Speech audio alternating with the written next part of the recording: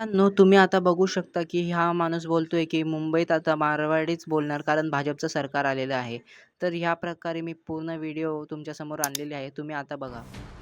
मी संध्याकाळी 7:30च्या दरम्यान ह्या महादेव स्टोअर या माणसाच्या दुकानात मी गेले. ह्या माणसाला मी तरीही त्याची चुकी असताना 3 वेळा विचारलं.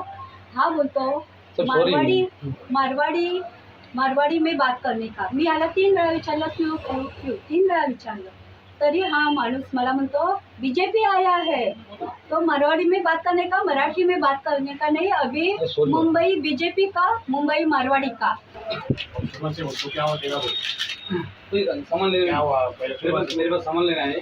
भाई बोला तो मैं खाली चेतन वाली भाभी था, मैंने उनको ऐसा बोल दिया कि भाभी अभी बीजेपी आ गया, मारवाड़ी बोलो तो सर जितना बोला सॉरी हो गया, मेरे से ऐसा मालूम था सर, सॉरी हो गया। मारवाड़ी क्यों बोलने का? मैं सर मराठी में बोलेंगे ना। बोला क्या कि भूल हो गया, मैं जिंदगी में ऐसा नहीं बोलूंगा भाई, माफ करो साहब मेरे को। मारवाड़ी बोलने का सर, मेरे मजाक में किया, बेजान वाला भाभी था, मैं मजाक ऐसा मजाक मारवाड़ी क्यों बोलने का सर, मेरे मजाक में किया, बेजान वाला भाभी था, मैं मजाक ऐसा मजाक मारवाड़ी क्यों बोलने का। अशा प्रकारे जर मुंबईत आणि महाराष्ट्रात प्रकार घडत असतील, तर आपल्या मराठी माणसाला एकदा विचार करावा लागेल, की राज ठाकरे साहेबच आपल्यासाठी पर्याय आहेत. माझ्या चॅनलला सबस्क्राईब करा. जय शिवराय, जय